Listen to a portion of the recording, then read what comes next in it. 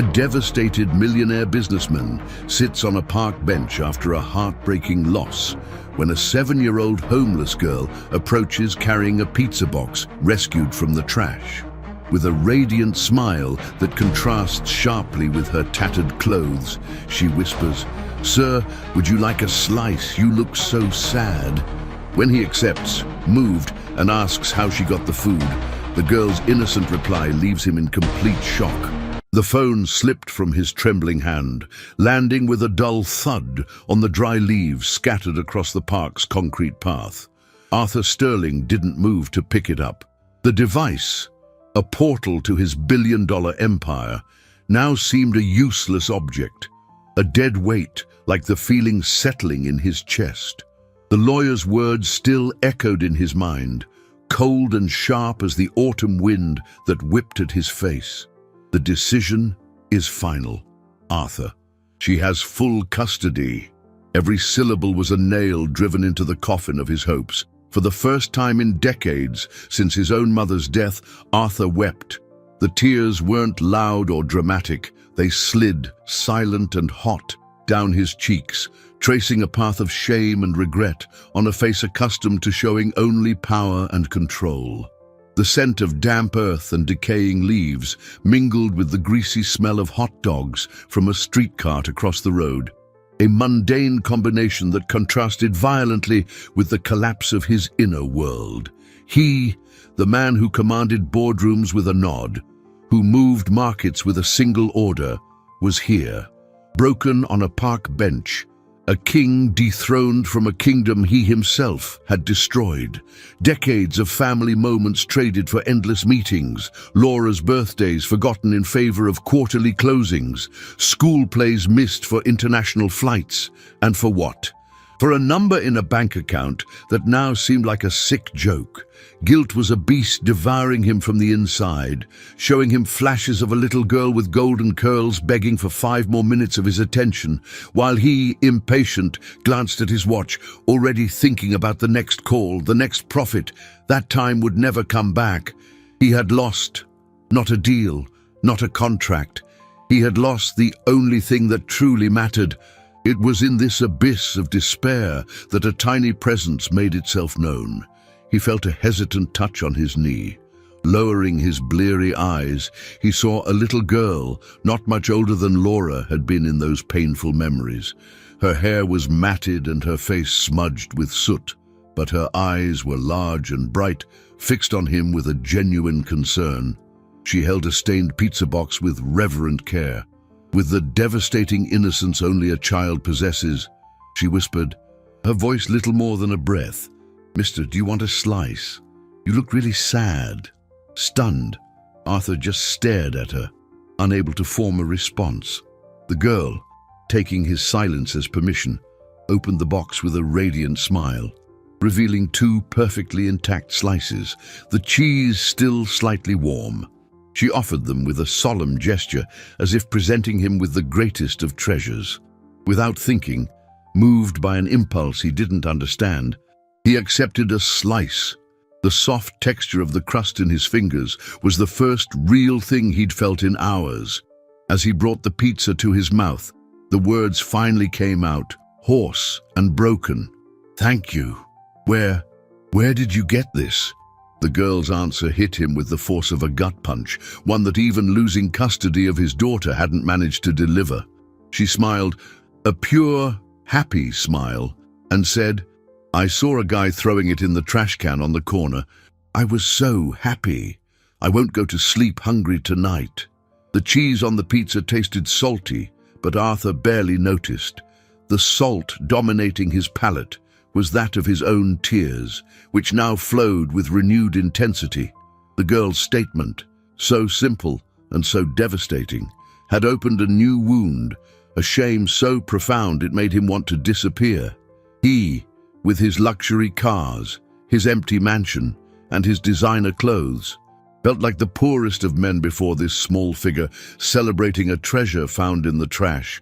The pizza in his hand, once a gesture of kindness, now felt like an accusation. He chewed slowly, the mechanical act the only thing keeping him from shattering completely. The girl, whose eyes he now noticed were the color of honey, finished her slice quickly, licking her fingers with a relish Arthur hadn't felt for a meal in years. She watched him in silence for a moment, her head tilted like a curious bird. He hadn't stopped crying. Seeing this, she scooted closer on the bench, pressing her small body against his, a gesture of comfort no one had dared to make with the great Arthur Sterling in a long time. She then whispered, her voice so soft it was almost lost in the wind, "My dad used to say that when we're sad, we have to share it. Want to share your sad with me?" Those words, delivered with a child's earnestness, were the key that broke down the final door to his emotional fortress. It wasn't advice from an expensive therapist or a crisis management consultant. It was pure wisdom from an unexpected source. And he gave in. The dam broke. I lost my daughter," he choked out, the words strangled by a sob that finally escaped. "Not like that. She's alive, but I lost her. The judge, he said I'm not a good father, that I was never there, and he's right." The words tumbled out, a raw confession to a 7-year-old stranger on a park bench. He spoke of Laura, of her laugh he could barely remember, of the broken promises, of the obsession with work that had blinded him to his own daughter's growth. The girl listened with solemn attention, her honey-colored eyes never leaving his. She didn't interrupt, didn't judge. She just listened, offering the gift of her presence. When he finally fell silent, exhausted and empty, she remained quiet for a long moment. Then, she said with unnerving simplicity, "I don't have my dad either, or my mom. I don't know where they are." She gave a small shrug. "Sometimes I sleep here, sometimes under the bridge. But when I find food or a warm blanket someone threw out, I get really happy, because I know God hasn't forgotten me." Her philosophy, forged in absence and uncertainty, shamed Arthur to his core. He, who cursed his fate for a loss brought on by his own choices, felt small before her gratitude. Impulsively, he reached into his pocket, pulling out a wad of cash. "Take this," he said, his voice still hoarse. "Buy food, a coat, whatever you need." He held out the money, the solution he had always used for everything. But the girl recoiled, shaking her head with a firmness that surprised him. Her eyes widened with a kind of wary fear as she looked at the bills. "No, mister, thank you," she said, her voice low and serious. "Money attracts bad people." Her refusal was so gentle, yet so absolute, that Arthur felt the weight of the money in his hand as if it were a burning coal. "Bad people," he repeated, his mind struggling to process her logic. To him, money was security, power, the solution to all problems. In this little girl's reality, it was a beacon for danger. He stuffed the bills back in his pocket, feeling like a fool. For the first time, his vast financial resources were not only useless but unwanted. He looked at her face, trying to understand. "What's your name?" he asked, his voice softer than he remembered using in years. She seemed surprised by the question, as if no one ever bothered to ask. "It's Leah," she answered, almost in a whisper. Why do you prefer finding things in the trash to buying new food, Leah?" He had to understand. Her philosophy was a puzzle his logical, pragmatic mind couldn't assemble. Leah smiled, a genuine light illuminating her dirty features. "Because they're treasures," she said with the conviction of an explorer. "People throw away such good stuff. Yesterday I found a book with a ripped cover, but all the pages inside were perfect. It had a story about a talking horse. And the other day, a glove. Just one. But it was warm. To her, the world wasn't a place of scarcity, but an endless treasure hunt where joy was in the discovery, not the possession. Every word she spoke was a small chip at the foundation of everything Arthur believed. He had built an empire based on acquisition, on buying, on control. Leah found happiness in what was discarded, in what was forgotten. The night began to fall in earnest, and the cold air seeped through his expensive coat. A shiver ran through him, but he knew Leah in her thin, worn clothes. Must be feeling it far more. "Where are you going to sleep tonight, Leah?" he asked, the concern in his voice now palpable and real. She pointed vaguely past the park. "I think under the overpass by the river. The wind isn't as strong there. It's a good spot most of the time. It's only bad when the bad men show up." The mention was casual, said with the same nonchalance as her talk of the book or the glove. Arthur's heart stopped for a fraction of a second. "Bad men," he repeated, his throat suddenly dry. "What bad men?" Leah shrugged, fear finally flickering in her honey-colored eyes. "They hang out there sometimes. They smell like cigarettes and talk loud. They always want me to carry their little things in my pizza box or my bag. They say nobody suspects a little girl." She looked down at her own small, grimy hands. "I don't like it. They scare me. I always say no and run away." Arthur's world tilted on its axis. The abstract tragedy of hunger and homelessness suddenly took on a concrete, monstrous form. It wasn't just the cold or an empty stomach. It was evil, pure and predatory, circling her innocence like a shark, a cold, protective fury. An instinct he had failed to exercise with his own daughter washed over him completely. He looked at the small figure of Leah, shivering slightly in the biting wind, and the image of his own daughter, Laura, safe and warm in her bedroom, assaulted him. He had failed one, a resounding, legally stamped failure. But now, the universe, in its cruel irony, had placed another child in his path, one facing a danger Laura would never know. The question in his mind shifted instantly. It was no longer about his suffering, his loss, or his guilt. It was about the girl sitting next to him. He didn't know how. But he couldn't just get up and walk away. Letting her go to that overpass was not an option. He would not let her become another anonymous statistic, another discarded treasure for the world to devour. The decision formed in his mind with the clarity of a lightning strike.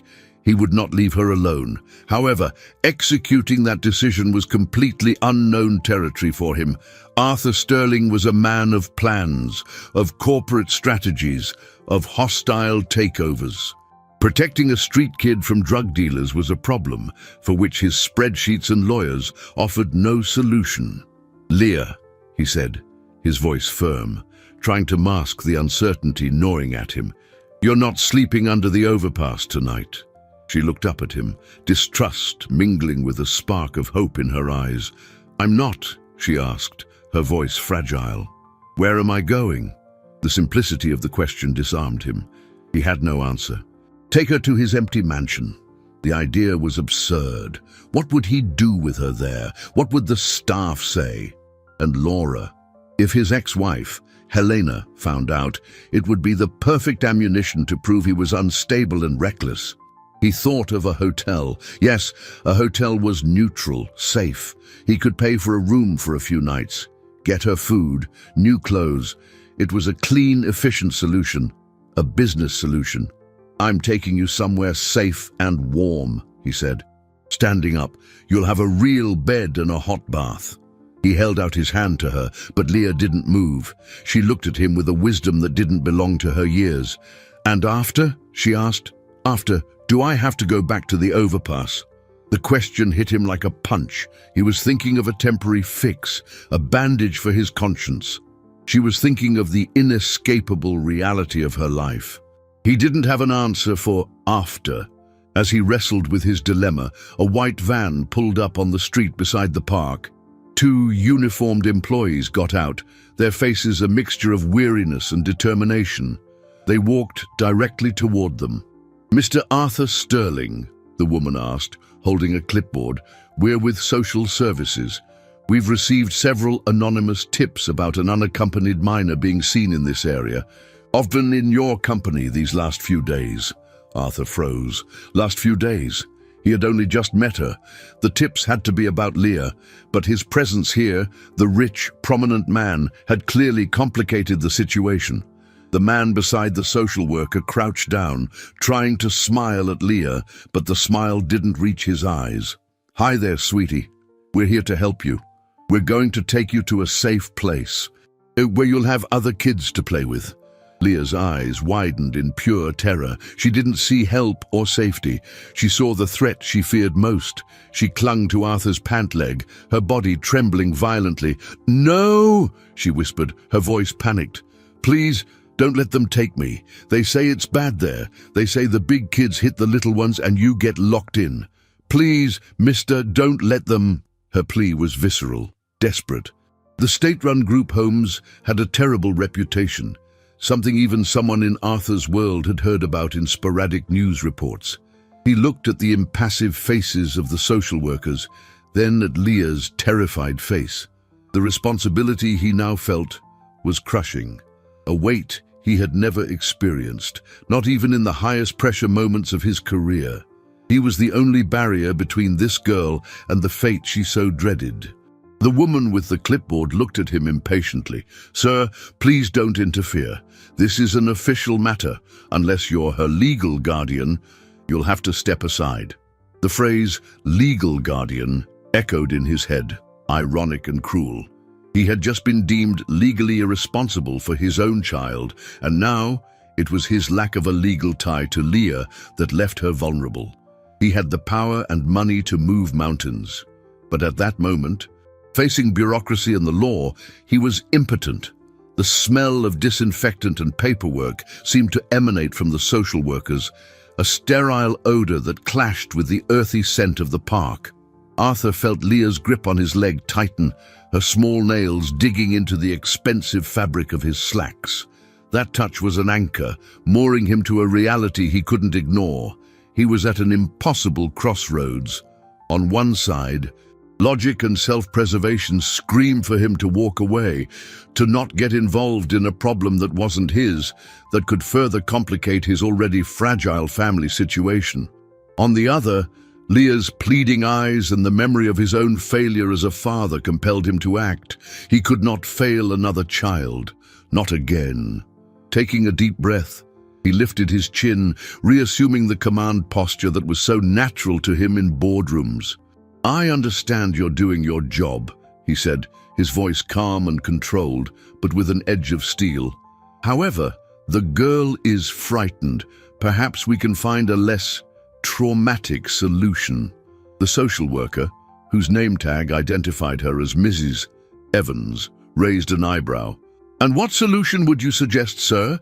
That she continue sleeping on the street, at the mercy of—" She paused, glancing around with disdain. "Just anyone." Her colleague, younger and seemingly more sympathetic, intervened. "Ma'am, our protocol is clear. The minor is at risk. She needs to be taken to a shelter immediately." Arthur felt time running out. He needed an alternative, something concrete to offer. The hotel idea returned, but he knew they wouldn't accept it. He needed something more official, more permanent. It was then that a distant memory surfaced. A charity project his company had sponsored years ago.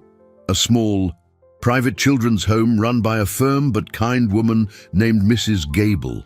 It was a small, family-like place, known for its individual care and attention. He barely remembered the details. It had been just another check signed to burnish the company's image. But now, that memory was a lifeline. "I am one of the primary benefactors of the Beacon House," he said, hoping the name sounded as impressive to them as it did in his head. "I know the director, Mrs. Gable.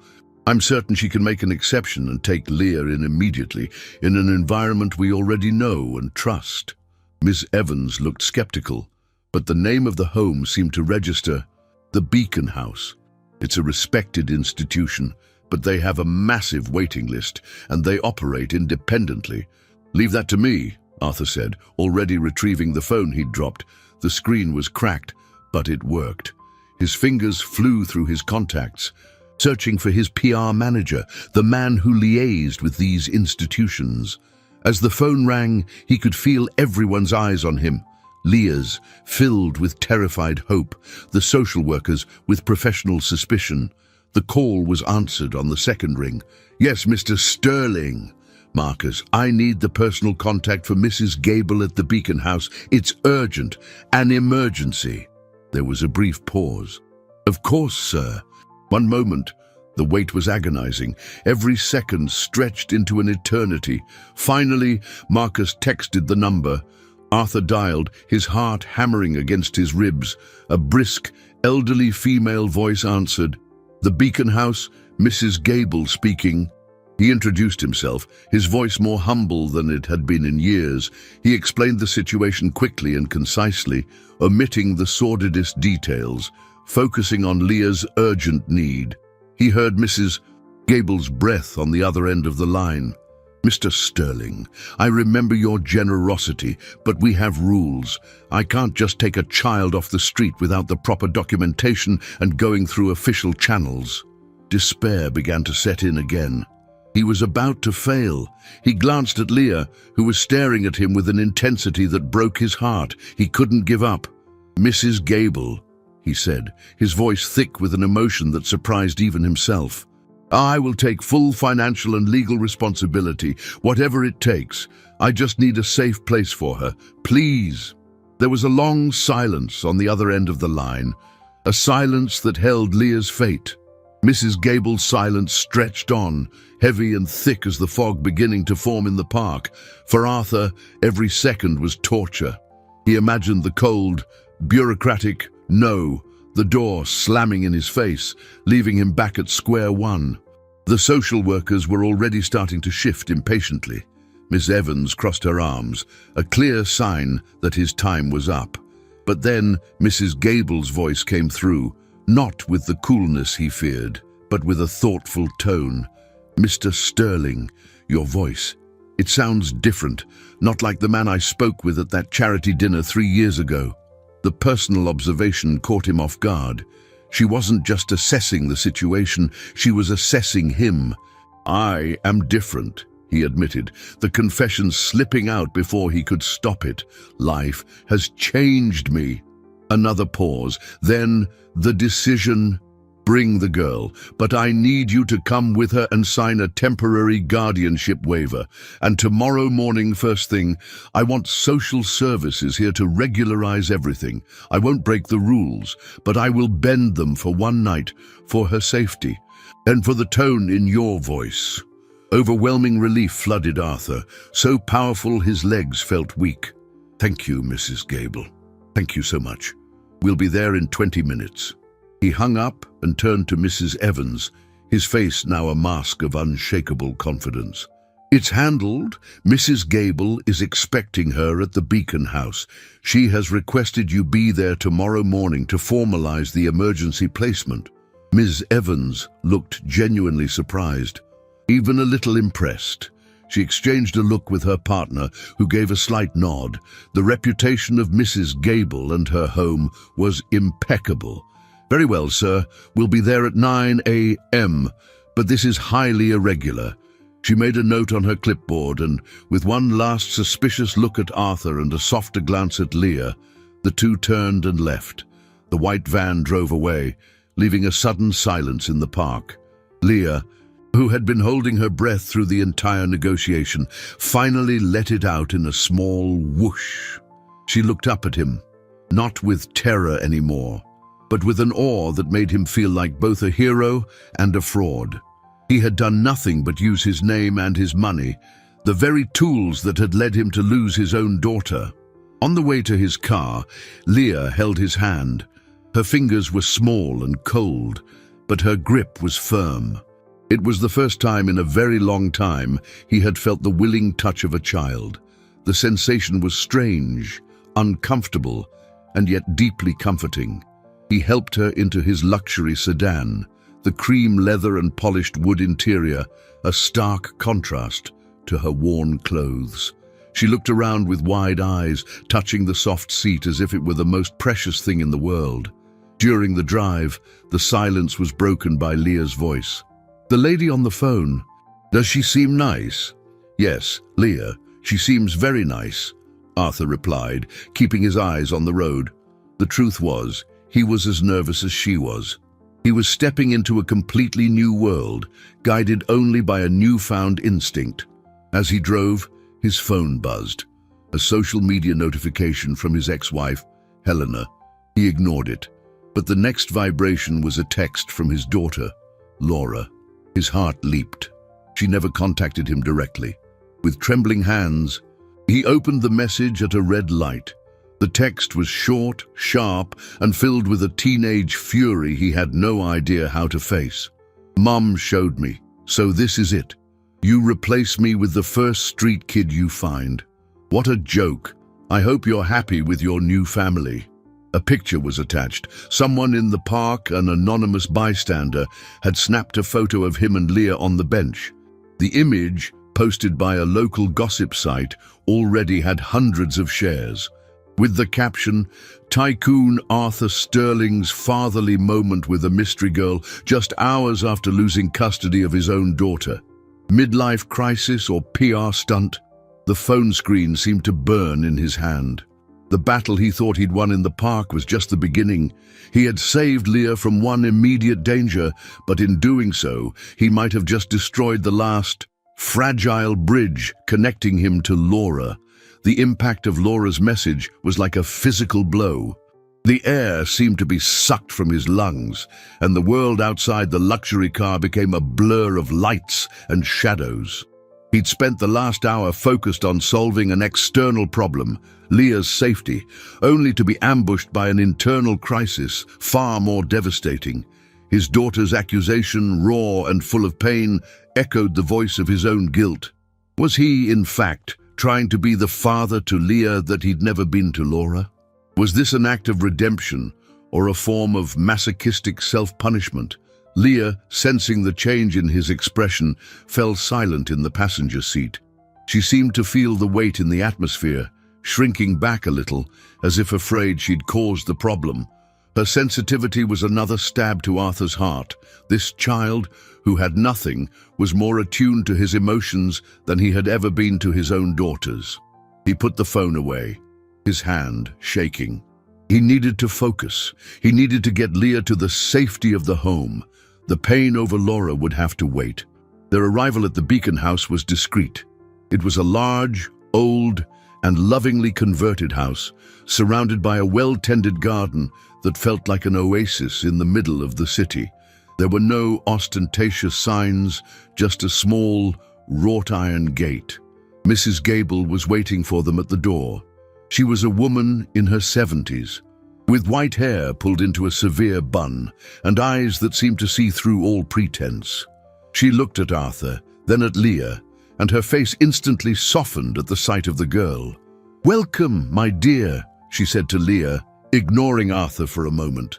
"My name is Elvira Gable. You'll be safe here." Leah, shy, hid behind Arthur's leg, but there was no fear in her eyes, only caution. Mrs. Gable led them inside to a simple but warm office. As she prepared the guardianship waiver, Arthur listened to the sounds of the house, children's laughter in the distance, the smell of vegetable soup from the kitchen. It was a home, a real one. He signed the papers without reading them, the gesture mechanical. His mind was miles away, in the mansion where Laura was probably reading vicious online comments about him. Mrs. Gable brought him back to reality. "I'll take care of her, Mr. Sterling, one of our caregivers. Rosa, we'll get her a bath and some clean clothes. Then she'll have dinner." She turned to Leah. "We have vegetable soup and warm bread. Do you like that?"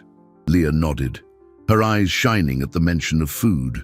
For the first time, she let go of Arthur's hand and took a hesitant step toward Mrs. Gable. It was a turning point, a transfer of trust. Arthur felt a sudden emptiness in his hand and in his chest. His mission was accomplished. He was, once again, superfluous. I should go, then," he said, his voice uncertain. Mrs. Gable fixed him with her penetrating gaze. "You're not going anywhere. I need some more information. And frankly, you look like you're about to collapse. Sit down. I'll have a cup of tea brought for you." Caught off guard by the command, he obeyed. A smiling woman named Rosa appeared and, with a gentleness that calmed even Arthur, took Leah by the hand. Before she left, Leah turned and looked back at him. "Will you come back to see me?" she asked, her small voice full of a fragile hope. The simple question hit him with unexpected force. He hadn't thought beyond this night. Come back, be a part of her life. The image of Laura's text flashed in his mind. To come back would be to confirm her accusations. To not come back would be to abandon her. I'll be back, Leah, he promised, the words out before he could think about the consequences. The smile she gave him in return was one of such pure relief it lit up the entire hallway. That was the moment everything changed. The promise, made impulsively, had sealed his fate. This was no longer an isolated act of charity. It was the beginning of a commitment. He was no longer just helping a street kid. He was becoming entangled in her life, and in doing so, he was declaring war on his past, on his ex-wife, and maybe even on his own daughter. The decision to return wasn't logical. It wasn't calculated. It was a response to a smile, to a basic human need not to be forgotten. In that instant, in the simple office of a children's home, Arthur Sterling, the master of mergers and acquisitions, had just made the riskiest and most irrational deal of his life. He had traded the possibility of reconciliation with his past for the uncertain hope of a future with purpose. And he knew, with a terrifying certainty, there was no going back. The cup of tea Mrs. Gable had offered him sat untouched on the wooden desk. Steam rose in delicate spirals, but Arthur could only feel the chill emanating from within him. The promise to Leah echoed in his head, a contract signed with the heart, not a pen. He sat in silence as Mrs. Gable asked practical questions: where Leah was found, what he knew of her family, any names she had mentioned. He answered in monosyllables, his mind still reeling from the gravity of his choice. "Mr. Sterling," Mrs. Gable said, setting down her pen and folding her hands on the desk, "I see many men like you, rich, powerful, who reach a certain age and realize the castle they've built is cold and empty. They try to fill that void with charity, with generous checks. But Leah doesn't need a check. She needs consistency. That promise you made to her, it was the most important thing she's heard in a long time. If you break it, the damage will be worse than if you'd never found her at all." The warning was direct, unvarnished. She wasn't thanking him for his future financial aid. She was holding him accountable for the girl's emotional well-being. This was new for Arthur. People usually flattered him, feared his anger, or coveted his money. No one dared to give him a moral lecture.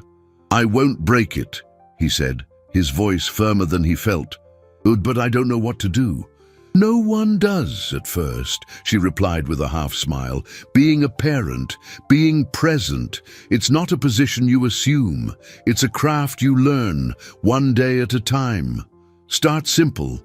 Come back tomorrow. Bring a book, or just sit with her in the garden. Presence is the most valuable gift." The simplicity of the advice calmed him. One step at a time. He could do that. At least, he thought he could. The next day's visit was awkward. He arrived at the agreed-upon time, dressed in more casual clothes, trying to look less corporate. He found Leah in the garden, sitting on a swing. She looked different. A bath had revealed her hair was a light, dusty brown. She wore a simple, donated dress and sandals. She was clean, but she seemed smaller, more fragile, without the layer of soot that had protected her. She saw him and gave a shy smile. He sat on a nearby bench, unsure of what to say. He, who negotiated multi-million-dollar deals, didn't know how to talk to a 7-year-old. "Did you sleep well?" he asked, the question sounding formal and stilted. "Yes, the bed was soft, and nobody told me to leave," she answered, swinging gently. The silence returned. It was Leah who broke it. "Are you still sad?" The direct question caught him off guard.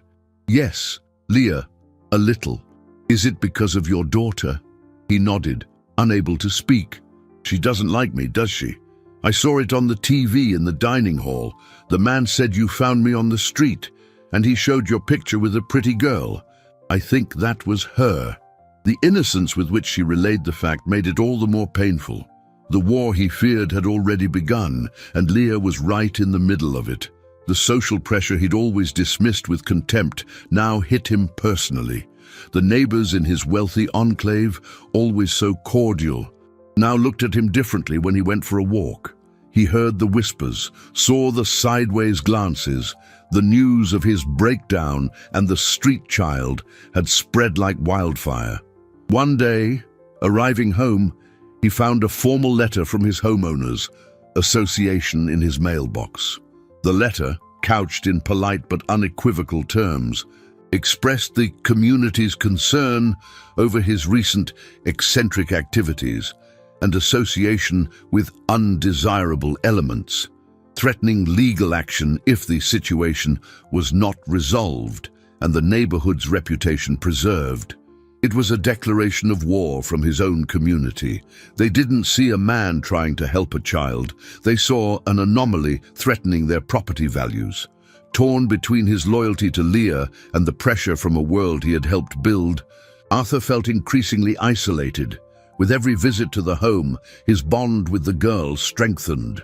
He discovered she was curious, intelligent, and had a quirky sense of humor.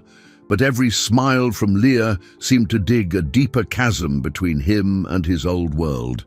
His ex-wife, Helena, used the situation with surgical precision. She would call him not to scream, but to speak with feigned concern, telling him how Laura was suffering, how she felt replaced and publicly humiliated.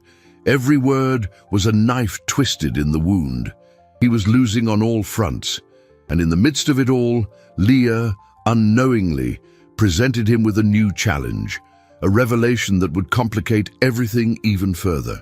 It happened on a rainy afternoon during the third week. The rain kept the children from the garden, and the beacon house was filled with a contained energy. Arthur found Leah in the small library, a cozy room with shelves full of donated books. She wasn't reading. She was sitting at a small table with a piece of scrap paper and a pencil stub, her brow furrowed in concentration. He approached quietly, curious to see what so absorbed her. On the paper were not drawings of houses or flowers, as he might have expected from a child. There were numbers, long columns of numbers, complex multiplication and division problems that would make an adult reach for a calculator. He watched, fascinated, as she solved a long division problem with a 3-digit divisor, muttering the calculations to herself with stunning speed. She wasn't copying from a book. She seemed to be creating the problems and solving them for sheer pleasure. "Leah, what are you doing?" he asked, his voice soft so as not to startle her. She looked up, a little embarrassed, as if caught doing something wrong. "Just playing a game," she said, trying to cover the paper with her hands. "I like playing with numbers. They make sense." He gently took the sheet.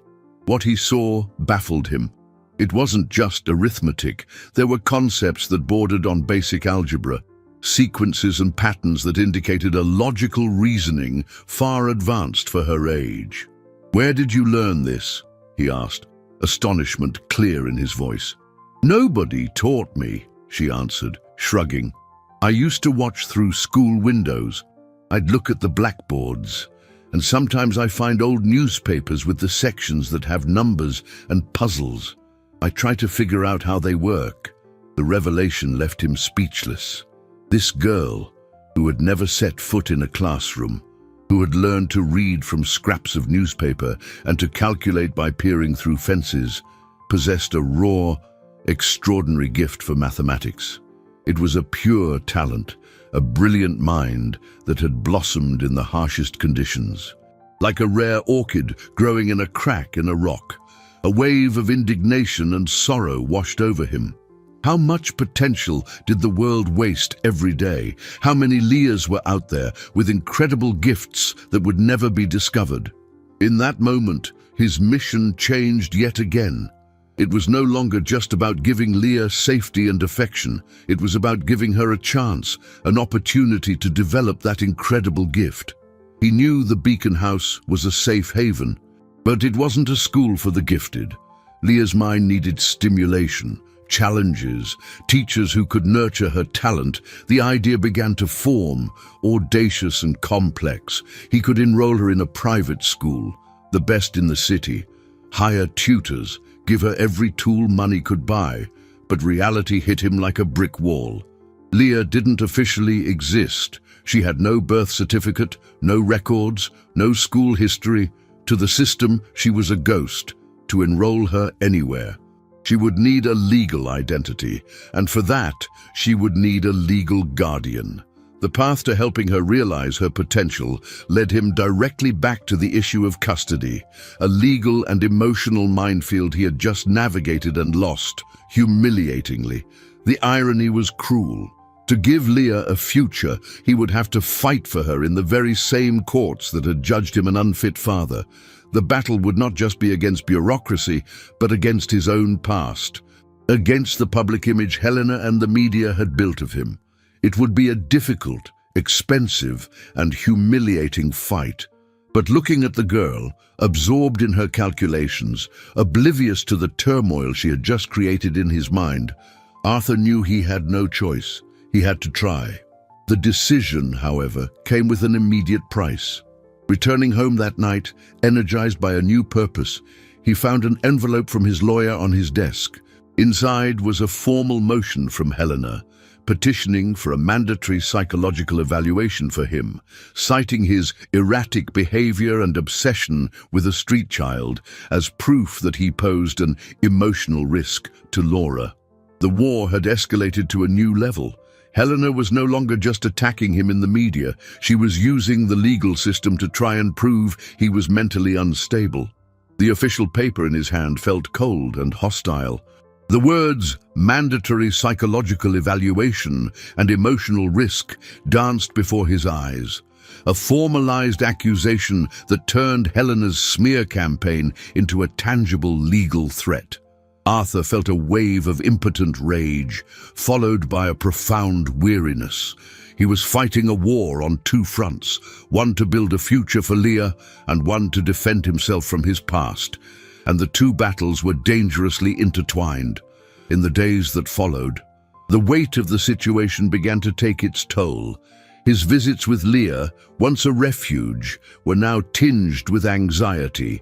He would look at her, see her potential shining, and feel the crushing weight of the obstacles that separated them from a decent future. He started bringing her math books and logic puzzles. The joy and speed with which she devoured each new challenge were both his greatest motivation and his greatest source of anguish. It was like finding a pure spring in the desert and having only a thimble to carry the water. During the 5th week, the crisis deepened in a way he hadn't anticipated. He arrived at the Beacon House on a cold, damp afternoon to find the place unusually quiet. Mrs. Gable intercepted him in the hall, her face creased with worry. "It's Leah," she said, her voice low. "She's not well. She has a high fever and a cough that won't quit." The doctor came to see her. "It looks like pneumonia." Arthur felt a chill that had nothing to do with the weather. Pneumonia, but she's safe here. She's eating well. Chronic malnutrition and years of exposure have left her immune system severely weakened. "Arthur," Mrs. Gable explained, using his first name for the first time. "Her body is paying the price for years of neglect. She's fighting, but it's a hard fight." He rushed to the home's small infirmary. Leah was lying in a bed, her face pale and sweaty, her breathing short and labored. She looked even smaller and more fragile than when he had first found her. Her eyes, normally so bright, were clouded with fever.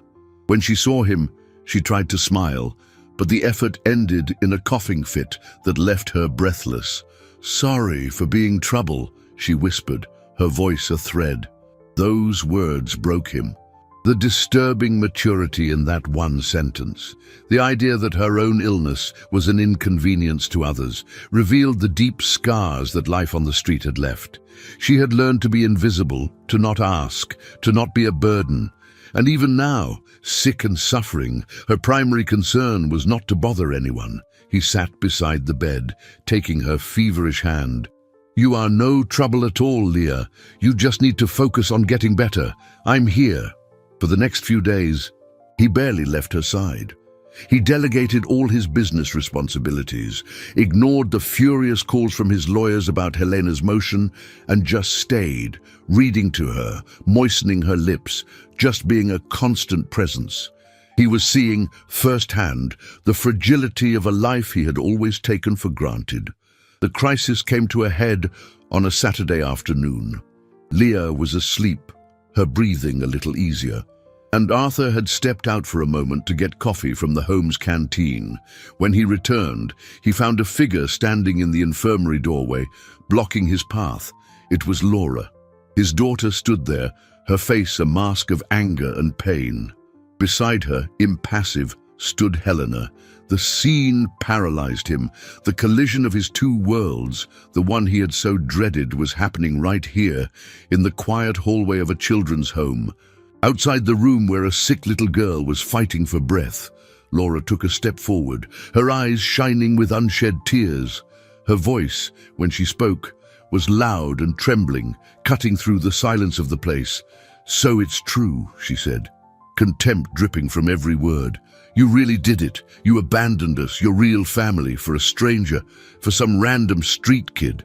I can't believe you'd rather be in here, holding her hand, than fighting for me." The public accusation, the humiliation in front of her mother, the raw pain in her voice, it all hit him with the force of a wave. And worst of all, over Laura's shoulder, he saw that the infirmary door was slightly ajar, and Leah's eyes, now wide open and filled with a devastating understanding, were fixed on him. The echo of Laura's words hung in the hallway, dense and poisonous. For Arthur, time seemed to freeze.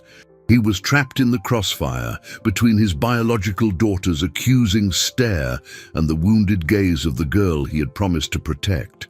Leah's heart, already weakened by illness, seemed to break before his very eyes, and he felt utterly powerless to stop it. The sound of his own pain was one thing. Witnessing the pain he had inadvertently caused her was a torture of a different order. Helena, seeing that Laura's words had hit their mark, stepped forward. Placing a protective hand on her daughter's shoulder, her face was a study in false compassion. "Laura, honey, I told you we shouldn't have come. Your father has clearly made his choice." The sentence was designed to cement the divide, to frame the situation as a binary, irrevocable choice. Either Laura or Leah, his past or his future. Arthur found his voice, hoarse and strained. "Helena, Laura, this isn't the place. We're in a children's home, and Leah is very sick." "Ah, yes, the poor sick girl," Helena retorted, sarcasm dripping from her voice. "The perfect excuse for your negligence. Did you know the hearing for your psychological evaluation has been scheduled? Your lawyer can't seem to find you. I suppose he didn't think to look here at your new home." Laura, for her part, seemed shaken by her own outburst. The tears she'd been holding back now streamed freely.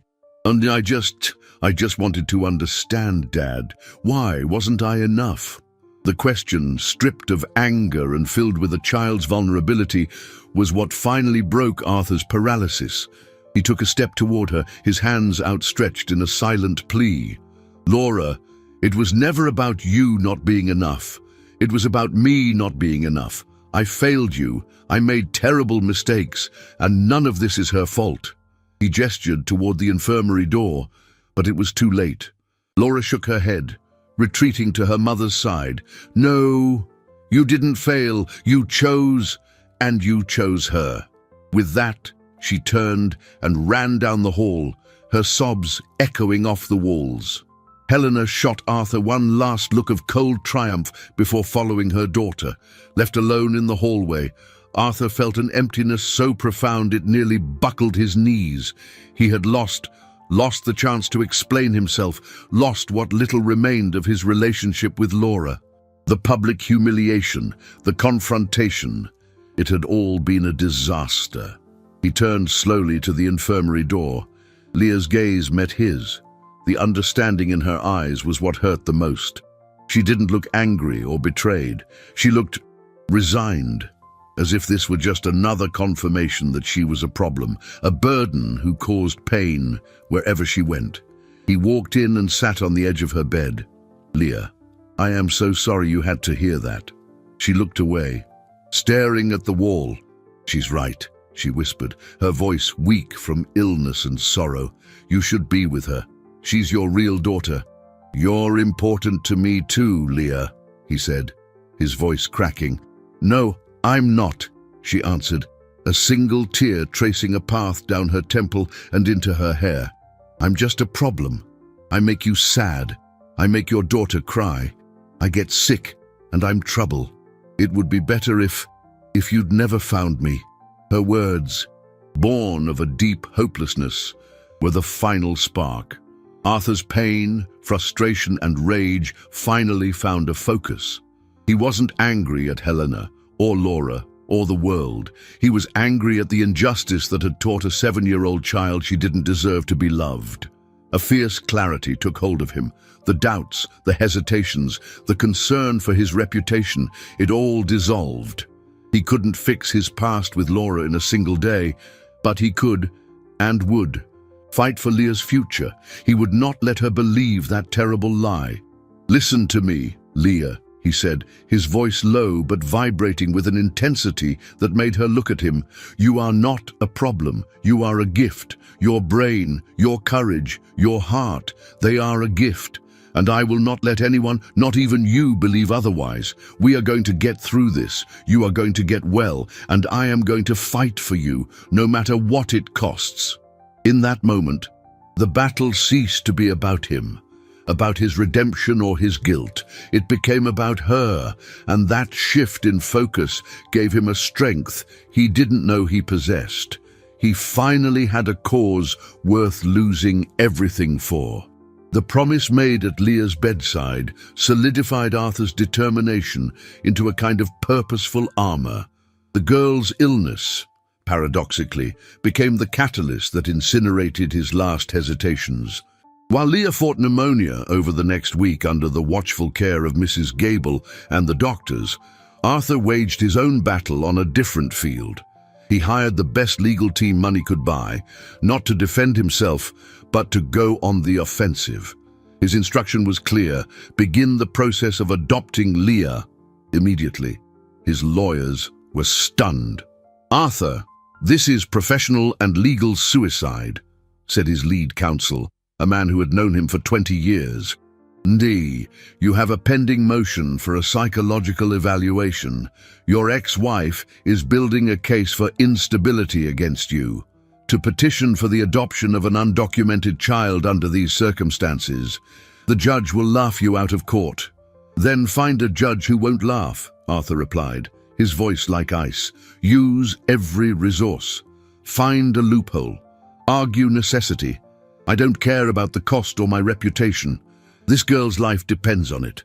News of his intent to adopt Leah leaked to the press, as he knew it would. The story exploded, painting him as an eccentric billionaire in the throes of a breakdown, trying to buy a new family after losing his own. Helena used the news with brutal effectiveness, giving an exclusive interview where, with tears in her eyes, she spoke of her deep concern for Arthur's mental state and the traumatic impact of his actions on Laura. The climax arrived in the 7th week after his first meeting with Leah in the park. 3 events converged on the same day, creating a perfect storm. First, Leah's health took a drastic turn for the worse. The infection, resistant to antibiotics, required a transfer to a specialized hospital with a pediatric intensive care unit. Second, the bureaucracy finally caught up with him. A court order arrived at the Beacon House, authorizing social services to transfer Leah to a state-run hospital in a neighboring state, one that had an agreement with the foster care system and was, according to the document, better equipped. It was a death sentence disguised as logistics. Separated from him and Mrs. Gable in a strange environment, he knew Leah's fighting spirit could be extinguished. Third, the adoption hearing. which his lawyers had managed to schedule in record time, was set for that very afternoon. It was his one desperate chance to stop the transfer. The courtroom was tense. On one side, Arthur and his team. On the other side were the representatives from social services and, to his surprise, Helena's lawyer, present as an interested party due to the implications for Laura's well-being. The judge, an older man with an air of infinite weariness, looked over the paperwork with obvious skepticism. The lawyer for social services was clinical and efficient. He presented Leah as a minor at risk, with no known familial ties and complex medical needs requiring state intervention. He presented Arthur as a well-intentioned but emotionally compromised and legally unsuitable benefactor, himself subject to proceedings questioning his stability. When it was Arthur's turn, his lawyer presented a passionate case, talking about Leah's talent, the bond they had formed, and the resources Arthur could offer. But the words felt hollow against the coldness of the law. The judge seemed unmoved. It was then that Arthur realized the traditional approach wouldn't work. He stood up, to the astonishment of his own lawyers. "Your Honor, may I speak?" The judge hesitated, then nodded. Arthur didn't talk about Leah's potential or his money. He talked about his own bankruptcy. "Your Honor, everything the state's attorney said about me is true. I was an absent father. I prioritized work over my family. I failed, and I lost custody of my daughter because of it. I'm not here today asking for a second chance to be the father I wasn't. I'm not trying to replace my daughter." He paused, his voice cracking. "I'm here because this little girl, Leah, has taught me more about humanity in 7 weeks than I've learned in 50 years. She taught me about resilience, about gratitude, and about the danger of feeling like a burden. The greatest threat to her life right now isn't the pneumonia, it's hopelessness. It's believing she doesn't matter.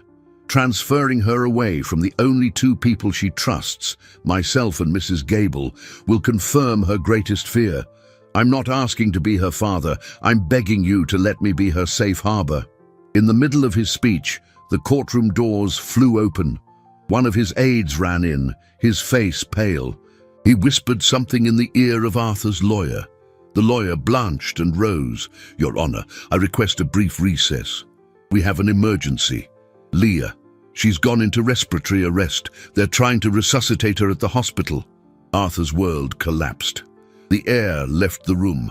The sound in his ears turned into a high-pitched whine. The legal battle no longer mattered. He could lose everything, but the only thing that mattered was that Leah lived. The news of Leah's respiratory arrest electrocuted the courtroom, turning legal formality into a chaos of raw emotion. The judge, momentarily stripped of his robe of impartiality, showed genuine alarm on his face. Helena's lawyer had the decency to look shocked, but Arthur saw none of it. He was already moving, a blur of panic and desperation toward the door, his speech unfinished, the hearing forgotten. His only thought was to get to the hospital. The drive was a torture of imaginary sirens and endless red lights. He arrived at the hospital and ran through the sterile white hallways, following signs for the PQ. He found Mrs. Gable in the waiting room, her aged face etched with anguish, her hands twisting a handkerchief. They took her into the procedure room. Her heart stopped. "Arthur, they've been trying for almost 10 minutes. 10 minutes. An eternity." He leaned against the wall, his legs giving way, and slid to the floor. The image of Leah, her shy smile, her concentration on the numbers, her whisper of, "I don't want to be trouble," flashed through his mind in a whirlwind of pain. He had failed. Despite all his money, power, and newfound determination, he had failed to protect her. Time crawled by, each tick of the wall clock a hammer blow to his chest. Finally, a doctor appeared, his face tired but calm. "We got her back. Her heart is beating again. She's sedated and intubated, but she's stable." It was a close call. "The infection is very aggressive, but she's a fighter." A collective sigh of relief filled the small space. Arthur felt the tears he didn't know he was holding stream freely. As he was absorbing the news, a hesitant figure appeared at the entrance to the waiting room. It was Laura, alone. Her eyes were red and swollen, and she was clutching a small teddy bear. She saw him on the floor and stopped, uncertain. Mrs. Gable, with quiet wisdom, stood and went to get a coffee, leaving them alone. Laura approached slowly and sat in the chair beside him, not looking at him. "Mom called me, told me what happened in court and about Leah," she said, her voice low and shaky. I didn't want this to happen. I was angry and hurt, but I never wanted her to." She couldn't finish the sentence. A sob cut her off. Arthur, still stunned, just listened. "When you were talking in court, Mom's lawyer called her. He had it on speaker. I heard what you said, that you failed me, that you weren't trying to replace me." She finally turned to him, her eyes filled with a pain that mirrored his own. "Is it true? Do you really think it was your fault?" "Every single bit of it, Laura," he answered, his voice hoarse. "I was the adult. I was the father. My job was to be there, and I wasn't. Nothing you felt or did was wrong. It was a reaction to my absence." The silence that followed was different. It was no longer heavy and accusatory, but fragile and reflective. Laura held out the teddy bear. "I brought this for her. It's Mr. Cuddles. He got me through a lot of scary nights when I was little." The simple gesture, the offering of her own childhood comfort, was a peace treaty. It was an acknowledgement that Leah's pain was real, that she was a child, not a concept or a rival. In that moment, in the sterile hallway of a hospital, the healing began, not a complete, magical cure, but the first and hardest step. The courtroom door opened again, metaphorically. Arthur's lawyer appeared, his face a mixture of exhaustion and triumph. "Arthur, the judge, he was moved by what happened, by your speech. He's issued an emergency order. The transfer to the other state is suspended, and he's granted you temporary legal guardianship of Leah, with the condition that she remains under Mrs. Gable's care as a co-guardian until her legal status is permanently resolved." He said that sometimes the law has to recognize that family is more than just blood. It's about who shows up when someone's heart stops. The legal victory, which had once seemed like the highest mountain, now felt secondary compared to the small truce reached with his daughter. He had won in court, but the real victory was the teddy bear offered in the waiting room. He looked at Laura, who gave a small, hesitant smile. He knew the road ahead would be long, filled with difficult conversations and wounds to heal. But for the first time, the road existed. He hadn't lost Laura to gain Leah. Somehow, in the middle of the worst crisis of his life, he had found a way to have them both. 7 weeks, an entire lifetime. That's how long it took for Arthur Sterling's world to be demolished and rebuilt on a completely new foundation. The autumn that had begun with the grey of despair now gave way to a winter that, though cold, promised the clarity of the crisp, clean air. The city park, once the stage of his greatest defeat, had become the setting of his redemption. He and Leah were sitting on the same bench where it all began. The air still carried the scent of damp leaves, but today it also had the sweet aroma of hot chocolate from 2 paper cups they held. Leah was no longer wrapped in dirty rags. She wore a bright red wool coat, a gift from Laura, and in her lap was not a rescued pizza box, but an advanced mathematics textbook, its pages caressed with reverence. Her recovery had been slow and arduous, but the combination of top-tier medical care, Mrs. Gable's tireless love, and Arthur's constant presence had worked a miracle. Most importantly, Leah's will to live had returned, stronger than ever, fueled by the certainty that she mattered. "Problem 14 is tricky," she said, wrinkling her nose. "It involves variables I haven't quite figured out yet. But I think if I apply the theorem Mr. Henderson taught me." She spoke of her new tutor with infectious enthusiasm. Arthur listened. a genuine smile on his face. The adoption had been finalized. Leah Sterling now had a name, a home, a birth certificate, and a future that burned with the fire of her extraordinary intellect. But Arthur's transformation was perhaps the most profound. He had sold his majority stake in the company, keeping only enough to live comfortably and to fund his new project, the Found Treasures Foundation. The foundation's headquarters was the new community center built right there by the park, a modern, welcoming building that offered shelter, food, and educational and psychological support for homeless children. It was a place where other Leahs could be found before the world discarded them. From time to time, a group of children would come out of the center to play in the nearby playground. Leah watched them with an understanding eye. "That boy, Peter, he reminds me of me. He always thinks he's being a bother."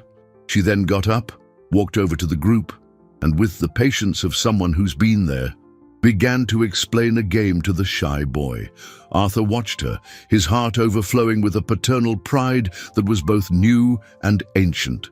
The relationship with Laura was still a work in progress. There was no fairy tale ending. The wounds were deep, the trust fragile. Laura hadn't completely forgiven him, and perhaps she never would. But there was progress. She called.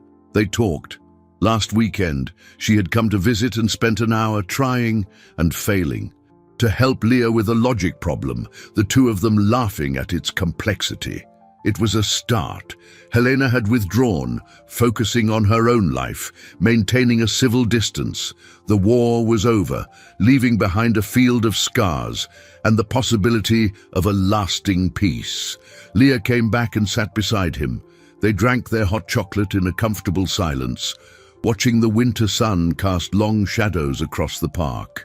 "Dad," Leah said, the word still sounding new and precious.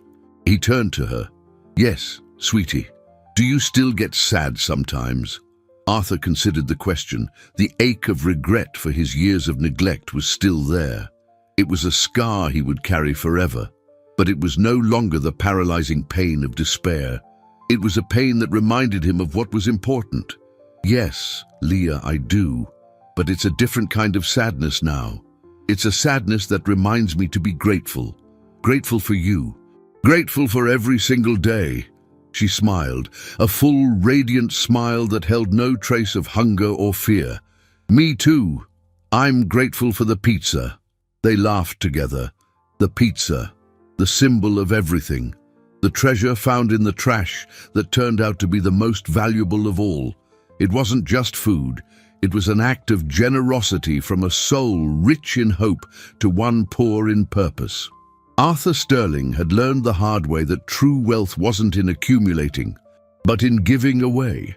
That true fatherhood wasn't about providing, but about being present, and that sometimes you have to lose the empire you built to find the kingdom that truly matters, a place in the heart of a family, however imperfect and unlikely it may be.